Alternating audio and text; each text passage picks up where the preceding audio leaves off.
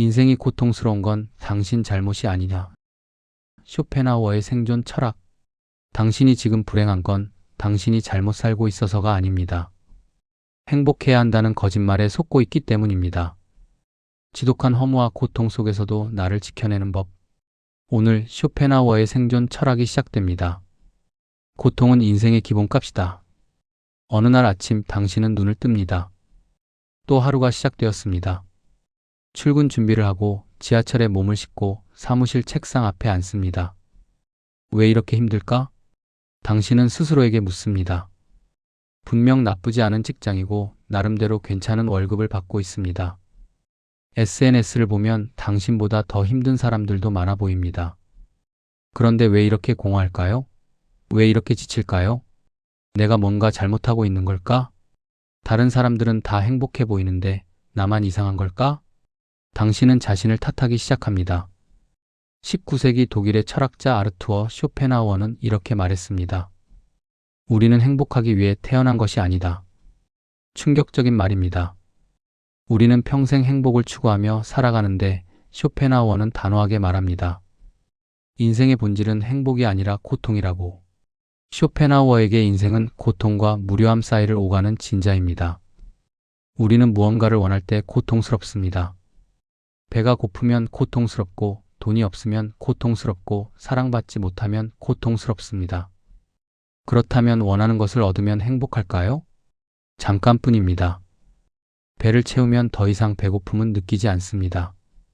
하지만 곧 지루함이 찾아옵니다. 우리는 다시 무언가를 원하게 됩니다. 새로운 욕망, 새로운 목표, 새로운 자극을. 쇼펜하우어는 이것을 인간 존재의 근본적인 구조라고 보았습니다. 시각적으로 상상해 보세요. 화려한 파티장, 샴페인 잔을 든 사람들, 웃음소리, 음악. 하지만 카메라가 천천히 한 사람의 얼굴을 클로즈업합니다. 그의 눈빛은 공허합니다. 웃고 있지만 그 웃음 뒤에는 텅 빈 무언가가 있습니다. 또 다른 장면. 시계추가 끊임없이 좌우로 흔들립니다. 고통과 무료함. 멈추지 않는 리듬. 그럼 우리는 어떻게 살아야 하나요? 쇼펜하우어는 답합니다. 고통을 비정상으로 보지 말라.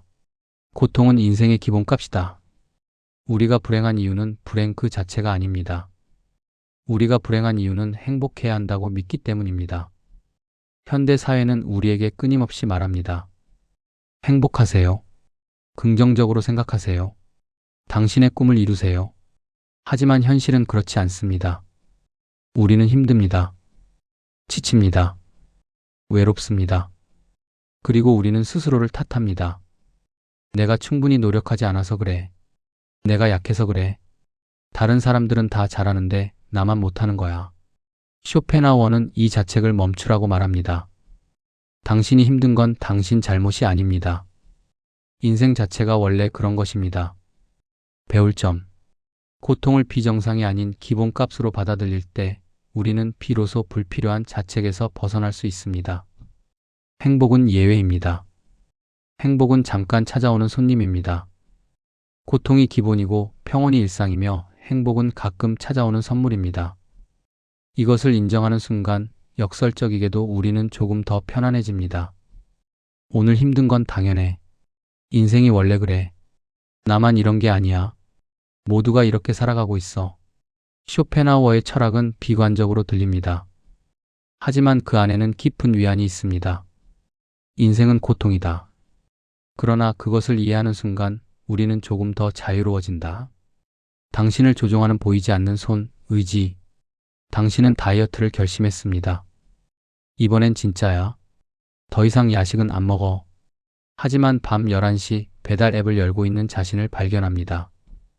치킨을 주문하고 먹고 그리고 후회합니다. 왜 나는 항상 이러지? 내 의지력은 왜 이렇게 약한 걸까? 또 다른 예시. 당신은 그 사람이 당신에게 좋지 않다는 걸 압니다. 친구들도 말립니다. 이성적으로 생각해도 헤어지는 게 맞습니다. 하지만 당신은 다시 그 사람에게 연락합니다. 만나고 같은 패턴을 반복하고 또다시 상처받습니다. 왜 나는 항상 같은 실수를 반복하지? 쇼펜하우어는 이렇게 말합니다. 우리는 우리가 원하는 것을 선택할 수 없다. 충격적인 말입니다.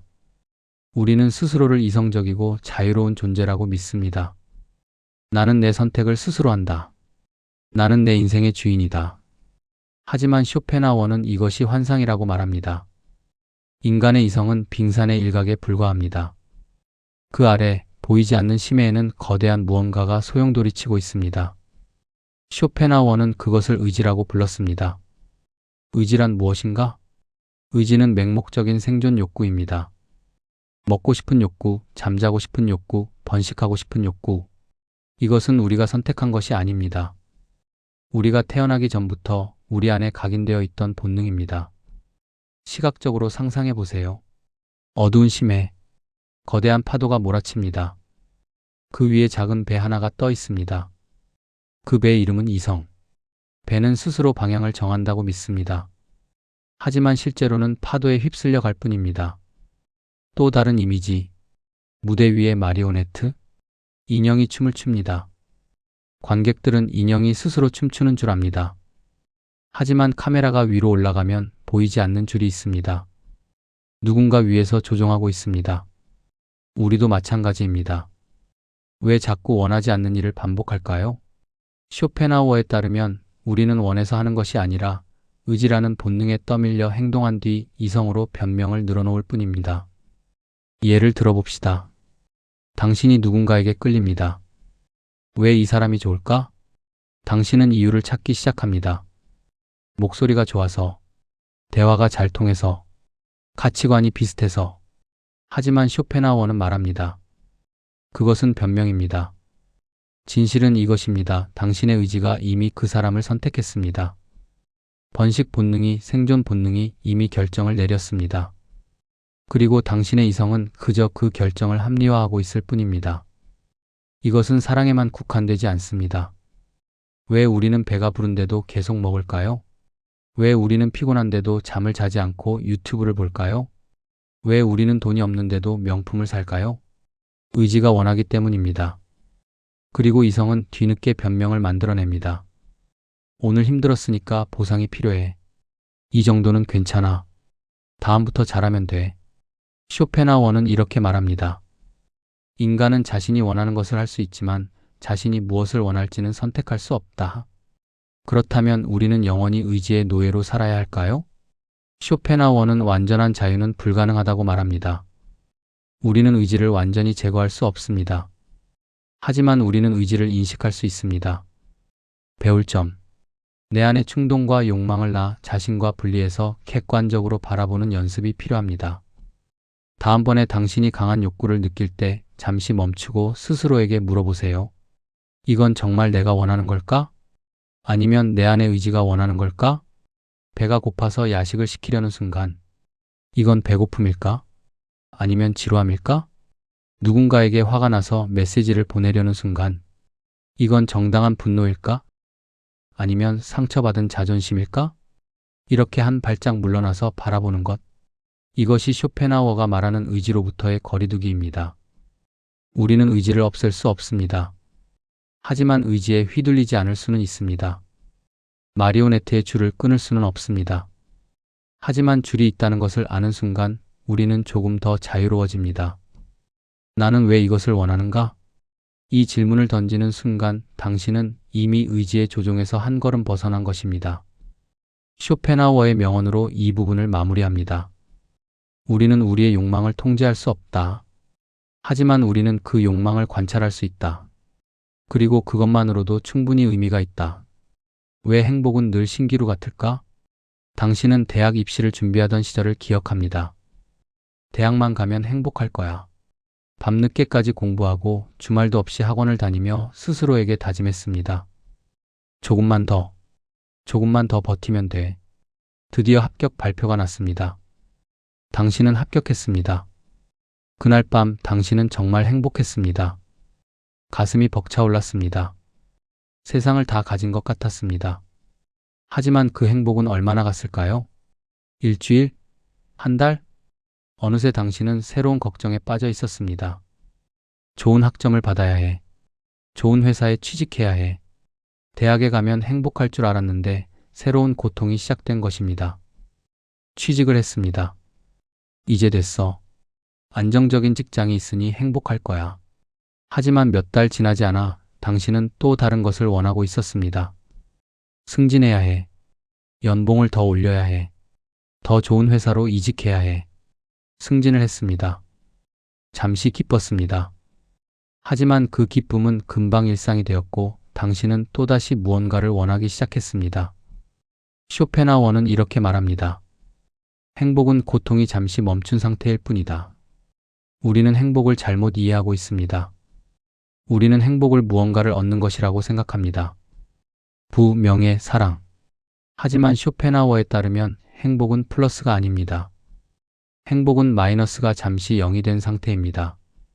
어떤 의미일까요? 당신이 목이 마를 때를 생각해 보세요. 목마름은 고통 마이너스 10입니다. 물을 마시면 그 고통이 사라집니다. 그 순간 당신은 행복합니다. 아, 시원해. 하지만 그 행복은 얼마나 갈까요? 물을 마신 지 10분이 지나면 그 시원함은 이미 사라집니다. 당신은 더 이상 물을 마신 것에 대해 기뻐하지 않습니다. 그리고 몇 시간 후 당신은 다시 목이 마릅니다. 이것이 인간의 삶입니다. 시각적으로 상상해 보세요. 등산객이 산 정상에 올랐습니다. 땀을 닦고 주변 경치를 바라봅니다. 드디어 정상이다. 그는 잠시 성취감에 젖습니다. 하지만 카메라가 천천히 그의 시선을 따라갑니다. 그는 이미 다른 곳을 보고 있습니다. 저 멀리 더 높은 산이 보입니다. 다음엔 저 산에 올라야겠어. 그는 아직 정상에 서 있지만 그의 마음은 이미 다음 목표로 향했습니다. 또 다른 이미지. 밑 빠진 독에 물을 붓는 사람. 물을 계속 붓지만 독은 절대 채워지지 않습니다. 쇼펜하우어는 이것을 욕망의 굴레라고 불렀습니다. 우리는 끊임없이 무언가를 원합니다. 그것을 얻으면 잠시 만족합니다. 하지만 그 만족은 금방 사라지고 우리는 또다시 무언가를 원합니다. 이것만 이루면 행복해질 거야. 하지만 이것을 이룬 순간 새로운 이것이 나타납니다. 더 많은 돈, 더 높은 지위, 더 큰 집, 더 멋진 자동차. 끝이 없습니다. 쇼펜하우어는 이것을 갈증을 해소하기 위해 바닷물을 마시는 것에 비유했습니다. 바닷물을 마시면 일시적으로 목이 축여집니다. 하지만 곧 더 심한 갈증이 찾아옵니다. 그래서 또 바닷물을 마십니다. 그리고 더 심한 갈증. 이것이 욕망의 메커니즘입니다. 그럼 욕망을 채우면 만족이 오는 게 아니라 뭐가 오는데요? 쇼펜하우어는 답합니다. 권태가 온다. 욕망이 채워지면 우리는 만족하는 것이 아니라 지루해집니다. 대학에 합격한 후 우리는 기뻤습니다. 하지만 그 기쁨은 금방 일상이 되었고 우리는 지루해졌습니다. 취직한 후 우리는 안도했습니다. 하지만 몇 달 지나자 출근은 루틴이 되었고 우리는 무료함을 느꼈습니다. 결혼한 후 우리는 행복했습니다. 하지만 시간이 지나자 그 행복은 당연한 것이 되었고 우리는 권태를 느꼈습니다. 쇼펜하우어의 유명한 문장이 있습니다. 인생은 고통과 권태 사이를 오가는 진자운동이다. 무언가를 원할 때 우리는 고통스럽습니다. 그것을 얻으면 우리는 지루해집니다. 지루함을 피하기 위해 우리는 또 무언가를 원합니다. 그리고 다시 고통. 끝없는 순환. 그럼 우리는 어떻게 해야 하나요? 쇼펜하우어는 간단하지만 어려운 답을 제시합니다. 완벽한 행복이라는 환상을 버려라. 우리가 불행한 이유는 불행 그 자체가 아닙니다. 우리가 불행한 이유는 영원한 행복을 기대하기 때문입니다. 이것만 이루면 평생 행복할 거야. 이것은 환상입니다. 행복은 영구적인 상태가 아닙니다. 행복은 순간입니다. 구름 사이로 잠깐 비치는 햇살처럼, 파도 사이로 잠깐 고요해지는 바다처럼 행복은 온다가도 갑니다. 배울 점. 완벽한 행복이라는 환상을 버려야 지금 이 순간의 평온함을 누릴 수 있습니다. 승진하면 행복할 거야 대신 지금 이 순간 나는 괜찮아라고 말하는 것.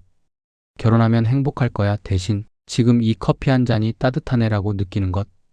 쇼펜하우어는 말합니다. 행복은 쫓는 것이 아니라 고통이 없는 순간을 알아차리는 것이다. 지금 이 순간 당신은 배고프지 않습니다. 지금 이 순간 당신은 아프지 않습니다. 지금 이 순간 당신은 따뜻한 곳에 있습니다. 이것이 행복입니다. 우리는 이미 가진 것에 감사하는 법을 잊었습니다. 우리는 항상 없는 것만 봅니다. 쇼펜하우어는 이렇게 말합니다. 부자는 자신이 가진 것으로 행복해지는 사람이 아니라 자신이 원하는 것이 적은 사람이다. 완벽한 행복은 없습니다. 영원한 만족도 없습니다. 하지만 고통이 잠시 멈춘 이 순간, 권태가 아직 찾아오지 않은 이 순간을 알아차리고 감사할 수 있다면 그것이 우리가 누릴 수 있는 최선의 행복입니다. 고통의 감옥에서 탈출하는 3가지 열쇠. 지금까지 우리는 쇼펜하우어의 어두운 진단을 들었습니다. 인생은 고통이다. 우리는 의지의 노예다. 행복은 신기루다. 그럼 우리는 그냥 포기하고 살아야 하나요? 아닙니다. 쇼펜하우어는 비관주의자였지만 허무주의자는 아니었습니다. 그는 고통의 감옥에서 탈출할 수 있는 3가지 열쇠를 제시했습니다. 예술, 연민, 그리고 자발적 절제. 첫 번째 열쇠 예술. 당신은 미술관에 갔던 날을 기억합니다. 한 그림 앞에 멈춰 섰습니다. 처음에는 그냥 색과 형태만 보였습니다. 하지만 시간이 지나면서 무언가가 변하기 시작했습니다. 당신은 시간을 잊었습니다. 오늘 아침에 상사에게 혼났던 일, 다음 주까지 내야 하는 보고서, 통장에 얼마 남지 않은 잔고, 그 모든 것이 사라졌습니다. 그 순간 당신은 그저 보는 사람이었습니다. 원하는 사람도 걱정하는 사람도 아니었습니다. 또 다른 순간, 콘서트홀에 앉아 있습니다. 베토벤의 교향곡이 흐릅니다. 첫 음이 울려 퍼지는 순간, 당신의 모든 욕망이 멈춥니다. 더 이상 무언가를 원하지 않습니다. 더 이상 무언가가 되고 싶지 않습니다. 당신은 그저 음악과 하나가 됩니다. 쇼펜하우어는 이것을 순수 관조의 상태라고 불렀습니다. 예술을 감상할 때 우리는 개인적 욕망을 내려놓습니다. 나라는 존재가 잠시 사라집니다. 쇼펜하우어는 말합니다. 예술 앞에서 우리는 의지의 노예가 아니라 순수한 인식의 주체가 된다. 일상에서 우리는 끊임없이 무언가를 원합니다. 저것을 갖고 싶어. 저렇게 되고 싶어. 하지만 예술 앞에서는 다릅니다. 그림을 보면서 이 그림을 소유하고 싶어라고 생각하지 않습니다. 음악을 들으면서 이 음악으로 돈을 벌고 싶어라고 생각하지 않습니다. 우리는 그저 감상합니다. 아무것도 원하지 않고 아무것도 되려 하지 않고. 시각적으로 상상해 보세요. 한 사람이 미술관에 서 있습니다. 그의 주변은 흐릿하게 처리되고 오직 그림만 선명합니다. 또 다른 장면. 오케스트라 연주. 아름다운 클래식 악보가 화면에 흐릅니다. 관객석의 한 사람. 눈을 감고 음악에 몰입해 있습니다. 그의 얼굴에는 평화가 있습니다. 쇼펜하우어는 특히 음악을 최고의 예술로 여겼습니다. 음악은 의지 그 자체의 언어다. 그림이나 조각은 세상의 형태를 모방합니다. 하지만 음악은 다릅니다. 음악은 형태가 없습니다. 음악은 우리 내면 깊은 곳의 감정, 즉 의지 자체를 직접 표현합니다. 그래서 음악을 들을 때 우리는 가장 깊은 해방을 느낍니다. 배울 점. 일상의 예술을 들여놓으세요. 그것은 사치가 아닙니다. 그것은 생존 전략입니다. 하루 10분이라도 좋습니다. 음악을 듣거나 그림을 보거나 시를 읽거나 그 순간만큼은 당신은 의지의 노예가 아닙니다.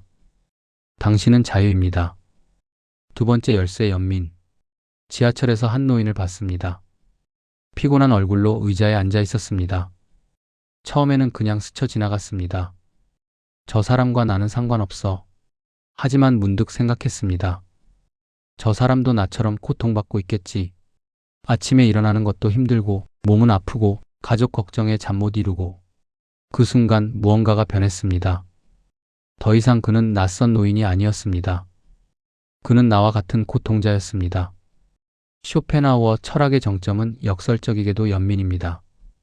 세상을 비관적으로 바라보던 철학자가 결국 도달한 곳은 타인에 대한 깊은 이해와 공감이었습니다. 모든 생명체는 고통받는다.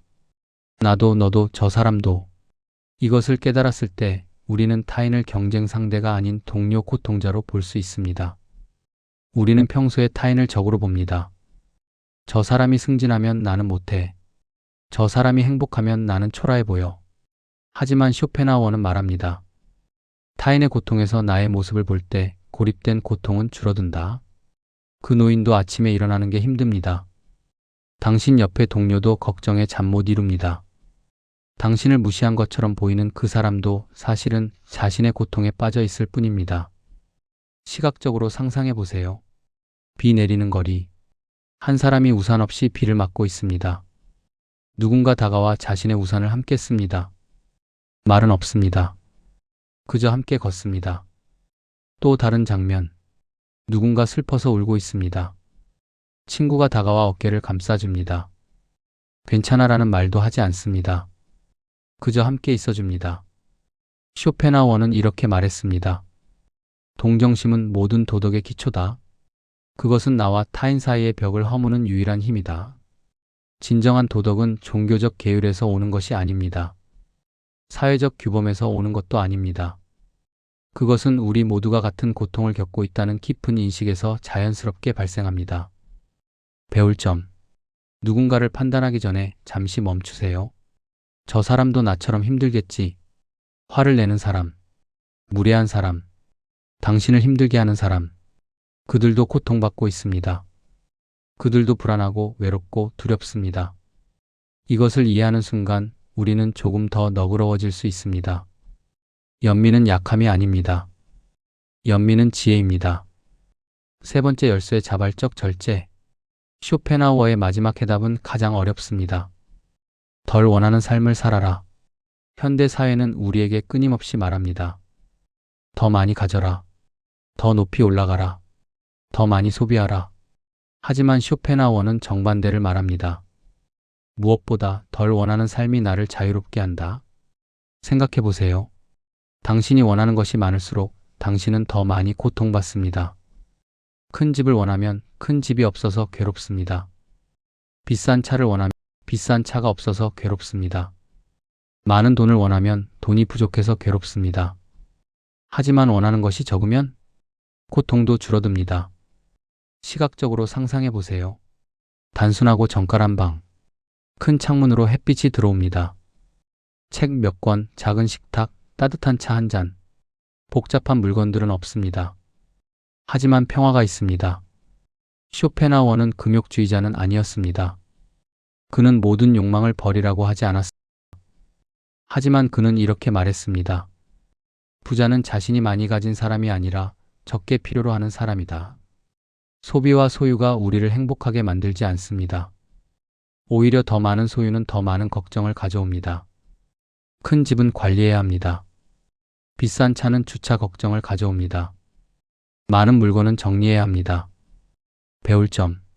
소비와 소유가 아닌 정신적인 충만함과 타인에 대한 이해가 실질적인 구원이 됩니다. 다음번에 무언가를 사고 싶을 때 스스로에게 물어보세요. 이게 정말 필요한가? 아니면 그냥 지루함을 채우려는 건가? 쇼펜하우어는 말합니다. 진정한 자유는 모든 것을 가질 수 있는 능력이 아니라 아무것도 필요하지 않은 상태다. 세 가지 열쇠를 정리하면 예술.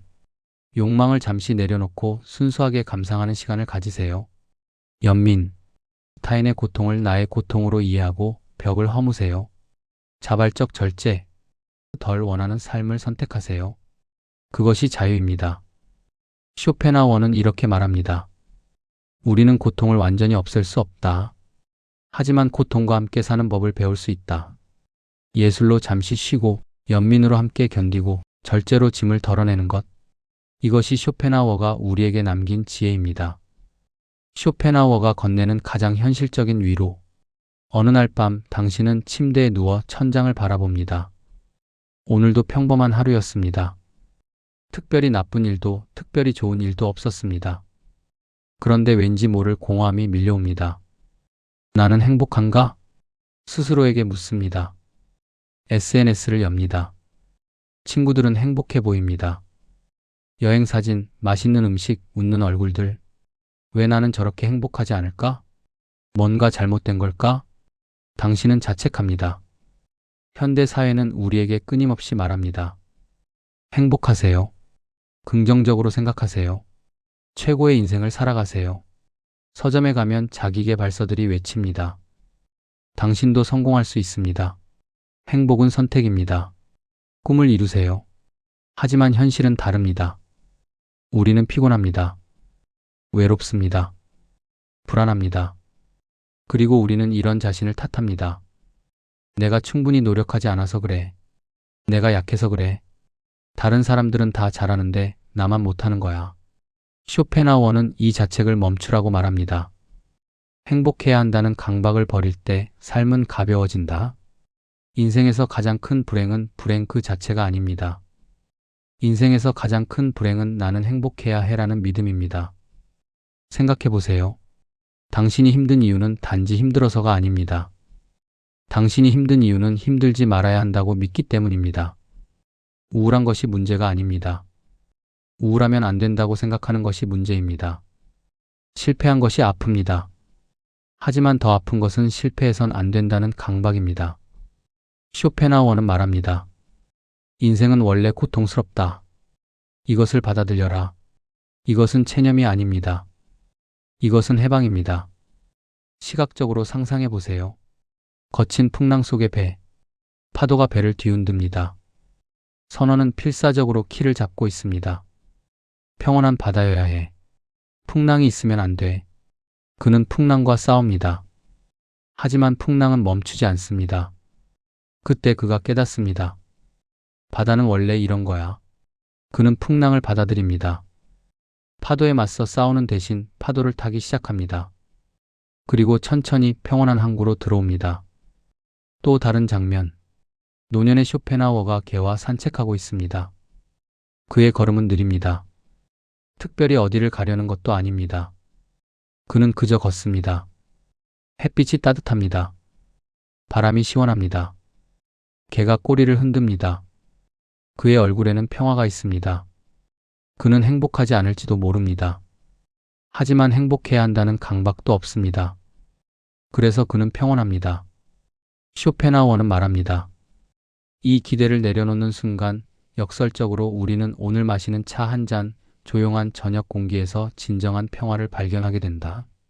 당신이 행복해야 해라는 강박을 내려놓을 때, 당신이 성공해야 해라는 압박을 내려놓을 때, 당신이 완벽해야 해라는 환상을 내려놓을 때, 그때 비로소 당신은 지금 이 순간을 볼 수 있습니다. 지금 이 순간, 당신 앞에 따뜻한 차 한 잔이 있습니다. 창밖으로 조용한 저녁 공기가 흐릅니다. 당신은 편안한 의자에 앉아 있습니다. 이것으로 충분합니다. 당신은 부자가 아닐지도 모릅니다. 유명하지 않을지도 모릅니다. 대단한 업적을 이루지 못했을지도 모릅니다. 하지만 지금 이 순간 당신은 괜찮습니다.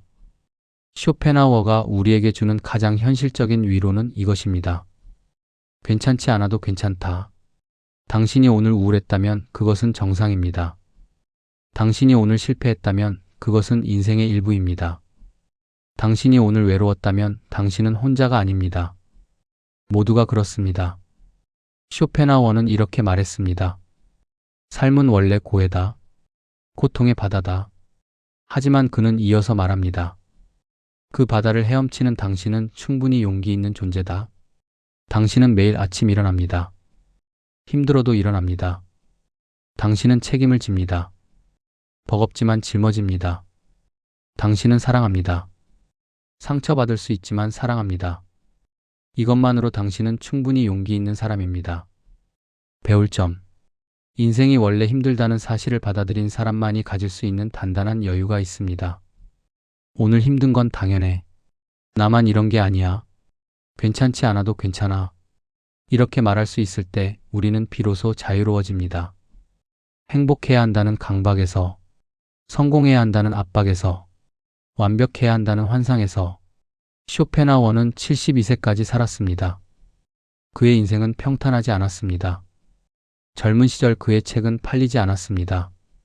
그는 외로웠고 종종 우울했습니다. 하지만 말년에 그는 평화를 찾았습니다. 명성을 얻어서가 아닙니다. 부를 얻어서가 아닙니다. 그는 기대를 내려놓았습니다. 인생은 원래 이런 거야. 이것을 받아들였을 때 그는 자유로워졌습니다. 쇼펜하우어의 철학은 처음에는 우울해 보입니다. 인생은 고통이다. 행복은 신기루다. 우리는 의지의 노예다. 하지만 이 철학의 끝에는 깊은 위안이 있습니다. 당신이 힘든 건 당신 잘못이 아닙니다. 인생 자체가 원래 그런 것입니다. 그러니 스스로를 너무 몰아붙이지 마세요. 행복을 강요하지 마세요. 완벽을 기대하지 마세요. 대신 작은 순간의 평온함을 소중히 여기세요. 예술로 잠시 쉬고 연민으로 함께 견디고 절제로 짐을 덜어내세요. 쇼펜하우어의 마지막 선물. 고통은 끝나지 않을지 모릅니다. 하지만 우리는 그 고통을 나눌 수 있습니다. 우리는 완벽하게 행복할 수 없을지 모릅니다. 하지만 우리는 이 순간의 평화를 느낄 수 있습니다. 우리는 의지를 완전히 없앨 수 없을지 모릅니다. 하지만 우리는 의지에 휘둘리지 않을 수 있습니다. 오늘 밤 당신이 침대에 누워 천장을 바라볼 때 스스로에게 물어보세요. 나는 행복한가? 가 아니라 나는 오늘을 견뎠는가? 그렇다면 충분합니다. 당신은 고통의 바다를 헤엄치고 있습니다. 그리고 그것만으로 당신은 충분히 용기 있는 사람입니다. 이것이 쇼펜하우어가 우리에게 건네는 가장 현실적인 위로입니다. 행복하지 않아도 괜찮습니다. 완벽하지 않아도 괜찮습니다. 당신은 이미 충분합니다. 인생은 고통스럽다. 하지만 그것을 이해하는 순간 우리는 조금 더 자유로워진다. 아르투어 쇼펜하우어. 여러분의 오늘이 무사히 저물기를 바랍니다. 영상이 위로가 되셨다면 구독과 좋아요로 함께 해주세요. 다음 시간에도 당신의 마음을 지켜줄 철학으로 돌아오겠습니다. 시청해주셔서 감사합니다.